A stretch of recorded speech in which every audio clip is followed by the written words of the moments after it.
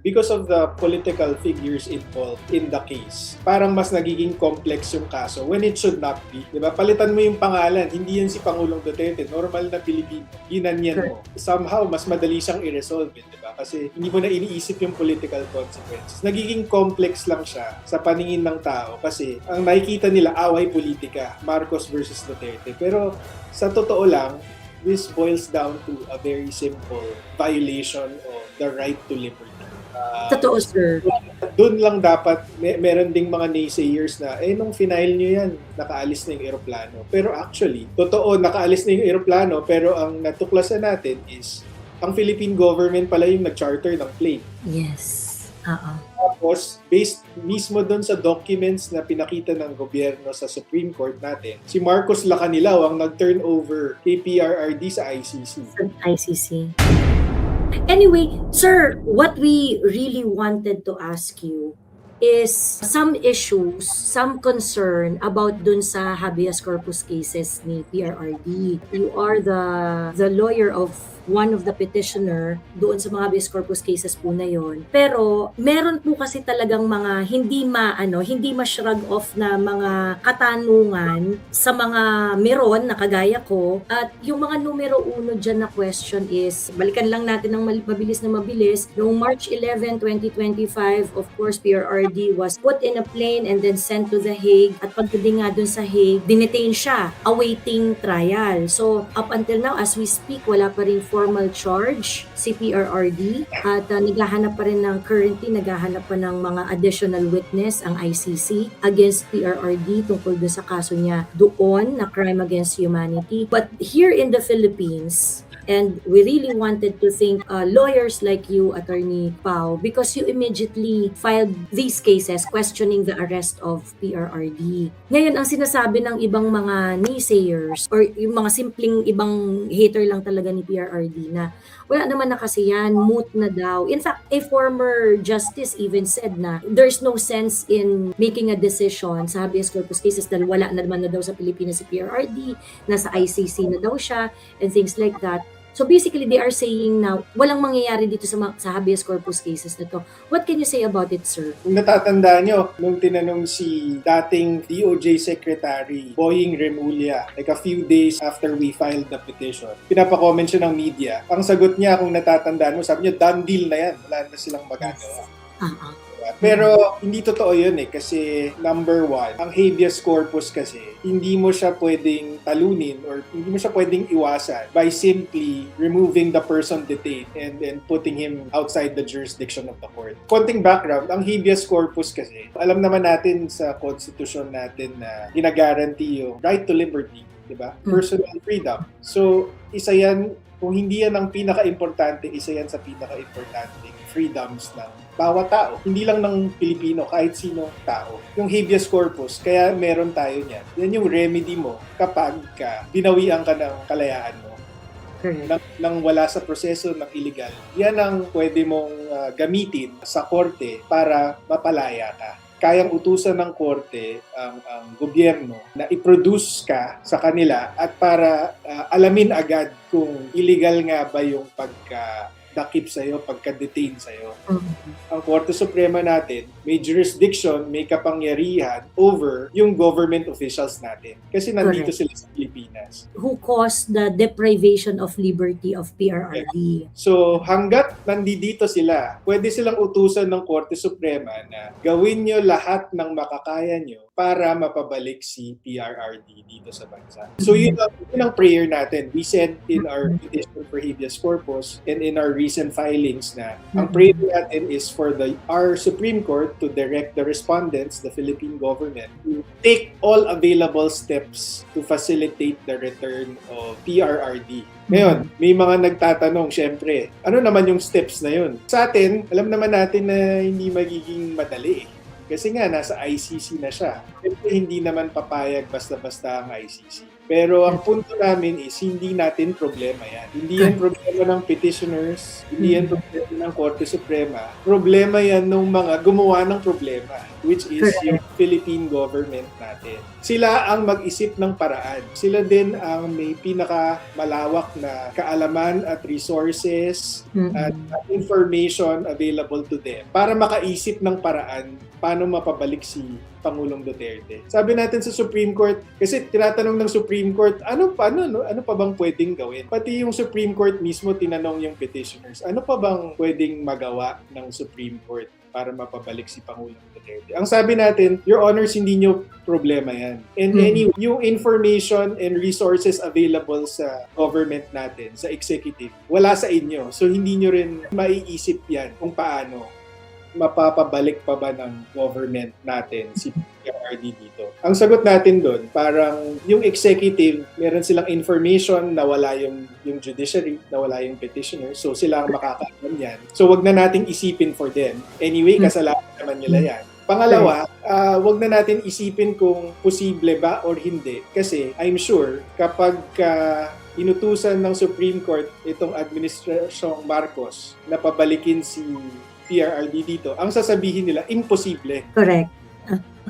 Pero kapag, kunyari, sa susunod na administration, kunyari, manalo si VP Sara, I'm sure sasabihin ni Sara, sige, gagawa namin ng paraan. In other words, very subjective. Napaka-subjective din kasi kung kalaban ni Pangulong Duterte, pag inutusan mo, sasabihin nila, imposible nang mapabalik yan. Sir, balikan ko lang very quick yung sinabi niyo po kanina na yung tungkol doon sa iba-iba naman kasi yung wisdom ng iba't ibang administrasyon. And sa akin pong sariling observation, mahalin tulad natin yung ganong yung appreciation ng iba't ibang administration sa utos ng Supreme Court. I think it is best demonstrated doon sa nangyaring writ of kalikasan na kaso ng Manila Bay. Kasi if I remember it correctly, yung merong nag-file ng kaso sa Supreme Court before na please palit yung Manila Bay, ang bantot-bantot na, ang baho-baho, kailangan aksyonan to ng gobyerno and things like that. It happened during GMA's time, former President Gloria Macapagal Arroyo. May mga nag-clean up drive, merong mga, of course, hindi naman na-rehab nagpatuloy lang na mabantot yung Manila Bay after that. Merong effort, but it did not yield the result that the Supreme Court wanted. Panahon ni Pinoy, every year, nagkakaroon ng allocation na 50 million pesos ang Manila Bay Rehabilitation. So that was for if I remember it correctly, that was for the entire time that Pinoy was the president.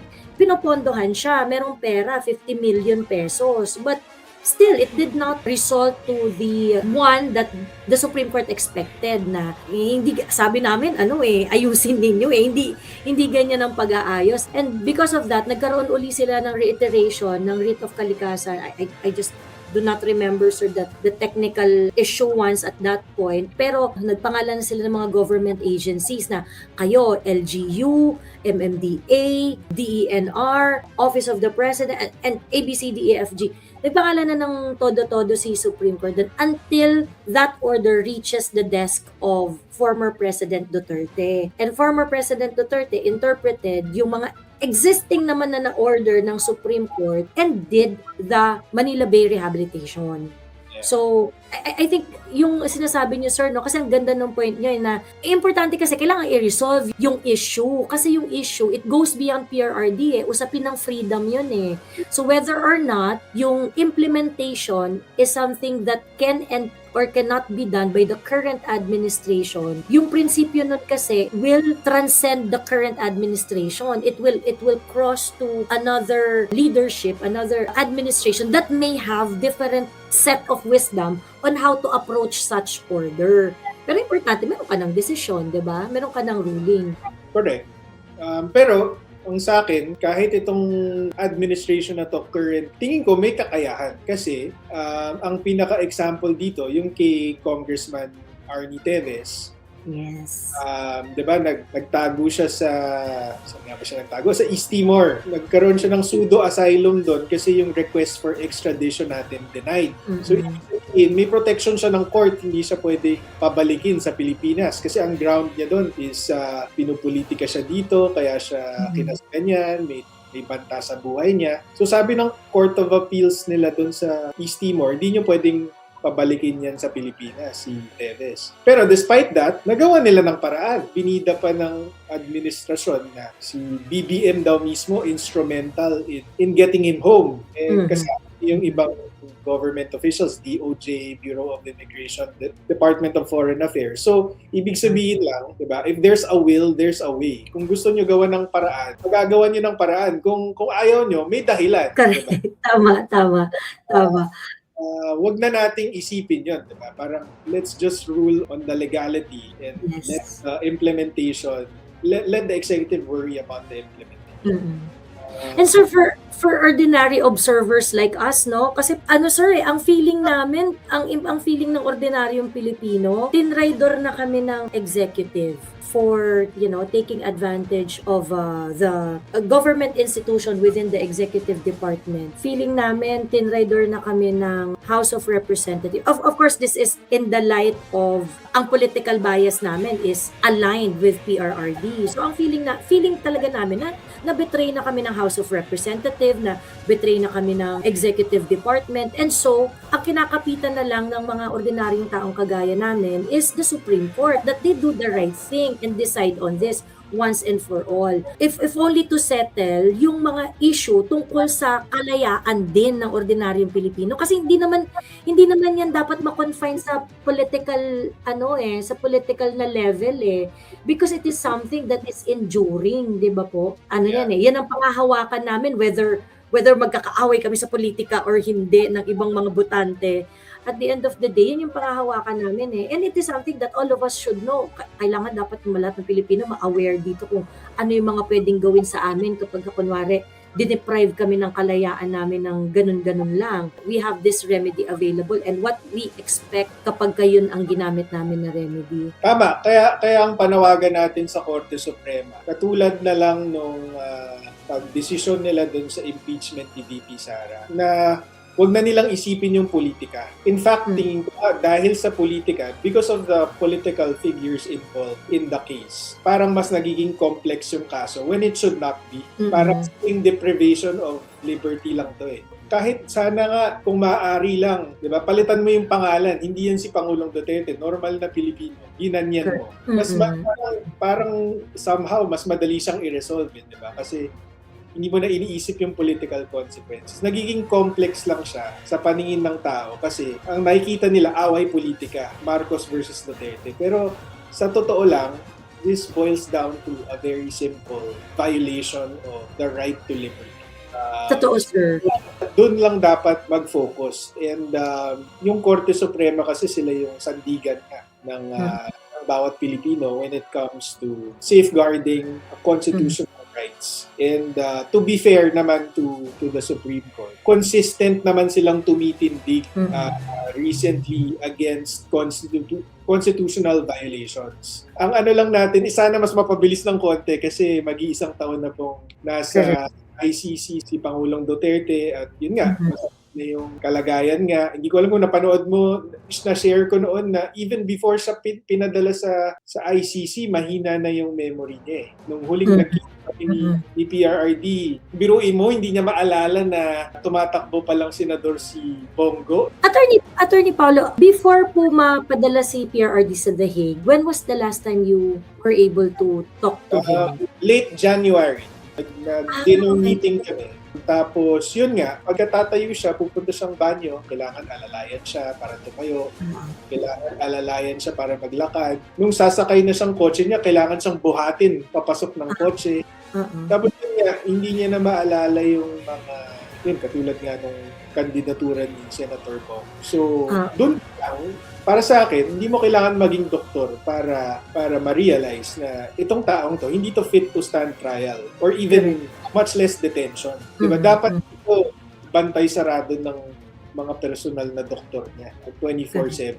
Diba? Kasi gano'n na yung kalagayan niya. So hindi rin para sa akin yung mga ruling ng ICC about yung interim release. Tapos itong mga findings ng independent medical experts na fit to stand trial siya. Hindi ko maintindihan yun kasi hindi ako doktor and yet alam ko na walang kakayahan to na mag-participate intelligently in a trial si Pangulong. Sir, ang isa pa sa mga paulit-ulit na tanong is, gaano ba kasi talaga dapat katagal ang mga habeas corpus cases? Parang, syempre, maraming mga public interest cases ang Supreme Court ngayon, tapos minamadali nyo ang pagdedesisyon ng Supreme Court on this. But of course, syempre, ang dyan, matanda na nga yung involved dito sa kaso na to and, we do not want him na abutan ng hindi maganda doon sa ibang bansa. But pagka, kunwari, sir, ordinaryong tao yung nag-file ng habeas corpus case, gano'n lang ba siya dapat kabilis? At saka, this should be treated with urgency, I suppose, right? Yes. Yun talaga yung nature ng habeas corpus. Dapat mabilisan. So, ang ordinaryong habeas corpus case, araw ang binibilang, hindi linggo, hindi buwan. Actually, itong habeas corpus petition ni PRRD, unprecedented to sa tagal. Kasi hindi dapat ganito talaga. Kasi ganito yung procedure niya, Joey. No? Kapag nag-file ka ng petition for habeas corpus, ang gagawin ng korte is immediately, syempre examinin niya muna yung petition, babasahin niya yung petition, pero immediately magpapadala yan ng ang policy ng Supreme Court is kahit na on its face mukhang malabo yung basihan ng habeas corpus, mag-issue ka na ang policy is to liberally issue the writ of habeas corpus. Ang writ of habeas corpus is inuutusan niya yung jailor or yung may custody ng tao na i-produce yung tao na yon sa korte. Tapos, pag na-produce na, tsaka palang aaralin ng korte kung legal ba or hindi yung pagkadesisyon kanya. Yun yung procedure. So, dapat araw lang kasi kapag lumagpas ng araw yan, baka hindi na ma-produce nung captor, nung jailor. Baka matago na, papatayin na. So, ang idea is i-produce mo muna, later na natin pag-usapan kung legal or illegal. Tapos, bibigyan yung parties ng opportunity na mag-argue na illegal, mag-argue na legal, tapos sa dulo, saka magde-decide yung korte na, okay, illegal yan, so pakawalan nyo. Pero yung writ para i-produce, dapat madalian niya. In fact, ang expectation nga is the next day. Or, so, yeah, kaya kami, actually, in that connection, kasi meron ding mga naysayers na, nung final nyo yan, nakaalis na yung eroplano. Pero actually, totoo, nakaalis na yung eroplano, pero ang natuklasan natin is, ang Philippine government pala yung nag-charter ng plane. Yes. Tapos, based mismo doon sa documents na pinakita ng gobyerno sa Supreme Court natin, si Marcos Lacanilaw ang nag-turn over kay PRRD sa ICC. Habang nasa eroplano sila, nasa kustodiya pa rin siya ng Philippine government. So, nung final na March 12 ng umaga, I think mga 9 a.m. ng umaga na final yun, nasa kustodiya pa siya ng Philippine government. So, hindi masasabing kunyari yung mootness argument na sinasabi nila, nung final namin pamut. In fact, nung final namin, may balita at nangyari nga na magsa-stop over muna sa UAE. So, nung yun, umaasa kami na sana mag-issue yung Supreme Court ng writ of habeas corpus habang naka-stop over sa UAE para mapabalik ko yung eroplano. Pero, hindi nangyari. Ang nangyari is, the next day na sila nag-issue ng order, pinasagot lang nila yung government. Hindi sila nag-issue ng writ. So, yun ang kinakalungkot nating hindi nangyari. Sir, kasi syempre, ang ordinaryong tao, dapat alam niya na at what point ka lang dapat makulong, at what point ka lang dapat, at what point mo lang dapat i-accept na i-deprive yung liberty mo, ganyan. So, of course, yung mga tao medyo familiar sa batas, alam naman sir na na pagkakunwari dineprive kami ng liberty pag more than 3 days nasa presinto kami or tapos wala namang nagkaso, I have to be released, I have to be removed from the custody of my jailor of kung sino man yung nag-aresto sa akin or whatever, ganyan. So, I am saying it kasi yung doon namin sir hinuhugot yung urgency nitong pagkuha ka dapat kay PRRD. Kasi kung dito sa Pilipinas, meron tayong tinatawag na serious illegal detention na kung saan kapag ka ikaw ay 3 araw na nakapiit pero wala kang kaso, more than 3 days na nakapiit ka na wala ka pang kaso, grabe yung parusa doon. Matindi yung parusa doon. So, ibig sabihin, yung batas natin sa Pilipinas, ganun niya vina-value na yung freedom mo hindi siya basta-basta dapat ma-deprive kasi kapag ka ikaw dineprive yung liberty mo, dineprive yung right mo to liberty ng ganun-ganun lang, meron talaga siyang consequence. A while ago, sir, you mentioned, it was very interesting dun sa kaso ng Manila at saka ng yung pong mayor ng Manila na nagpadala po ng women of ill repute sa Davao City. Na-mention nyo kanina, sir, na pag hindi mo sinunod yung Supreme Court, iko-contempt ka niya. Is that still true, sir? Kapag kunwari mag-rule na si Supreme Court, meron din silang power na i-cite in contempt ang BBM administration if they're not going to do anything? Yes, if the ruling is to facilitate the return of PRRD tapos makita ng Supreme Court na they're not complying with it in good faith, pwede sila cite in contempt. So, okay, yeah, dun sa Lucban versus Villavicencio, yung una kasing sagot ng ni Lucban is wala kang kapangyarihan. So, sabi ng Supreme Court, alam mo, dapat kinontempt ka na namin agad eh. Pero binigyan siya ng second chance. Tapos, dun sa second chance na binigay sa kanya, yun, nagpadala na siya ng tao sa Davao, nagpakalat siya ng mga posters, na, uy, kung gusto niyo umuwi, sabihan niyo sa amin, papabalikin namin kayo sa Manila.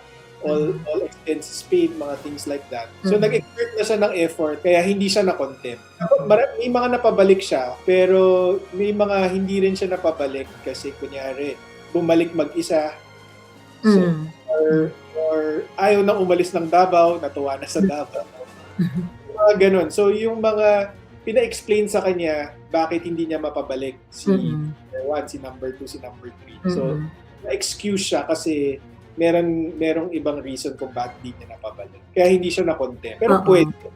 Kunyari, hindi siya nagpakita ng effort na sundin yung utos ng Korte Suprema, pwedeng lang ma-contempt.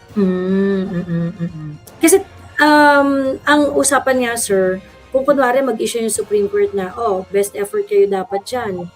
Since kayo yung nag-cause ng pagpapadala kay PRRD sa The Hague, kayo yung mag-isip ng paraan kung paano siya isole. A lot of people are saying, hindi naman susundin ng BBM administration yan eh. But if they're going to show no effort at all, and considering na yung kaso nga ni Congressman Teves, and even yung kay Alice Boser, no? Kasi, government rin yung nag-facilitate nun. Nagpadala pa nga ng private plane para maibalik si Alice Go sa Pilipinas. It demonstrate. So if they're going to demonstrate effort less than the standard that they've set on Alice Go and Teves, it should not be acceptable. Ibig sabihin, they are under the pain of being cited in contempt kapag Correct. Tsaka madami ng examples of what else they can do. Like, kunyari, yung Russia went as far as, di ba?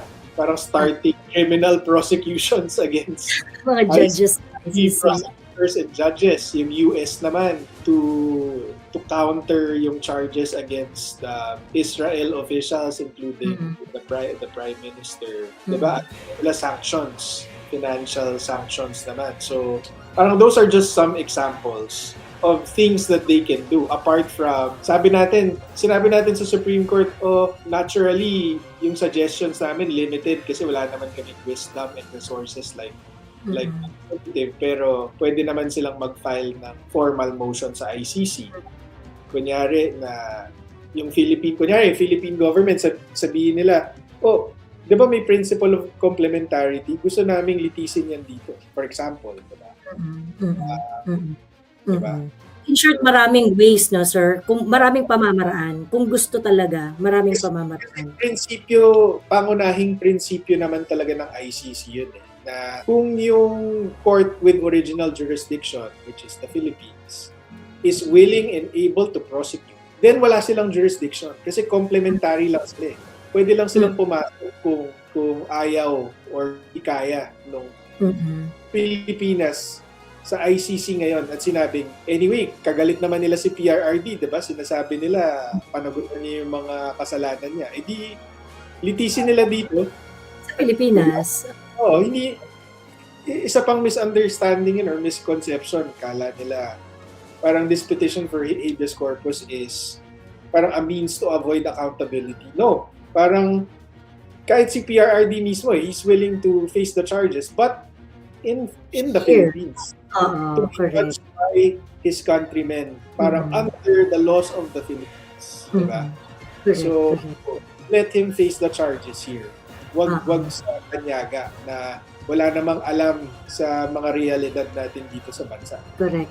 Sir, Attorney Pao, suportado po namin kayo at maraming salamat po sa pagpapaliwanag sa mga issues, lalong-lalo na dito sa mga habeas corpus cases na nakasampa before the Supreme Court and for making us understand, kasi yung political aspect nitong bagay na ito had become so big. Like you mentioned earlier, simple lang tong kaso na to naging komplikado siya because of the personality involved. And you continuously explaining to us kung paano dapat ang maging approach namin dito sa issue na to, reminding us na nakaangkla ito sa fundamental rights ng bawat Pilipino, something that we should not lose focus on. Kasi yun naman talaga to that's why this is a fight. That is why the issue is transcendental. Kasi hindi naman magtatapos kay PRRD yan While the political away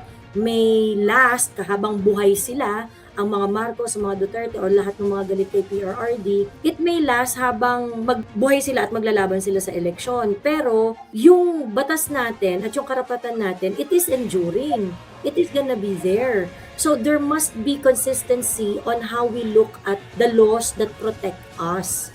Ayan. So Attorney Pao, any last words po na gusto niyo pong i-share sa ating mga viewers?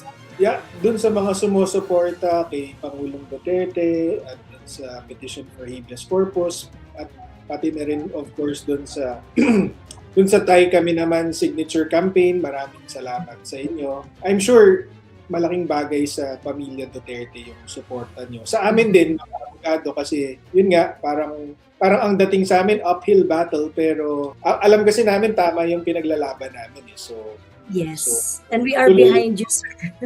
Tuloy lang ang laban. At kung hindi tayo pala rin dito sa habeas corpus petition, para sa akin hindi naman, not all is lost. Why? Kasi kapag sinabi ng Supreme Court, kasi ang nakikita ko dito, pwedeng sabihin ng Supreme Court na, okay, denied yung habeas corpus kasi kunyari, may kapangyarihan yung executive to do what it did, to recognize ICC jurisdiction and send them there. So, ang opinion ko dito, or ang paningin ko dyan is, kung gano'n ang ruling ng Supreme Court, edi yung susunod na presidente natin, meron din kapangyarihan na baguhin yun.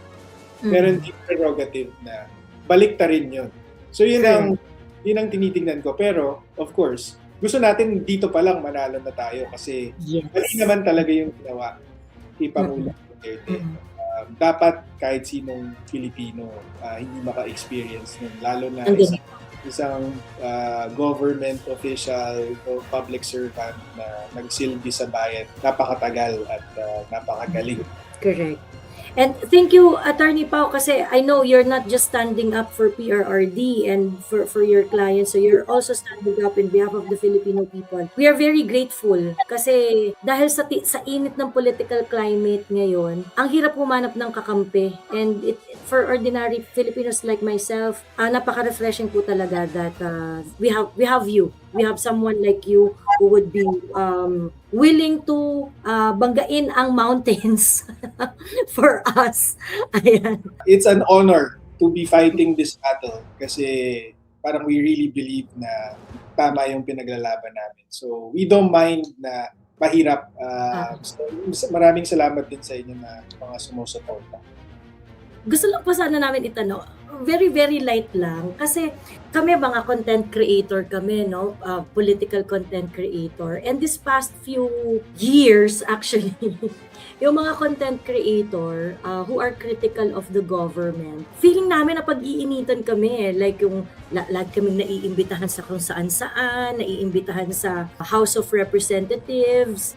Pag meron kang nasabing medyo maanghang-anghang, irereklamo ka na ng mga government officials or ng mga communications officer ng palasyo and things like that. I would just like to take advantage sa opportunity na to, Attorney Pao, for a content creator like myself, ano po bang maa-advise ninyo para hindi kami matakot or hindi kami, they are always going to run after our asses pero tingin niyo po sir, ano po ba dapat ang paghandaan namin para pagka pinag-initan kami, meron kaming laban sa mga kaso-kaso just because we are critical to the administration? I think first of all, dapat nyong kilalanin na effective kayo. Kaya kayo tinitira, kaya kayo tinatakot, kaya kayo kinakasuhan, kasi effective kayo. Ramdam ng gobyerno na naabot nyo yung mensahe nyo sa maraming tao at pinaniniwalaan nila kayo. So yun ang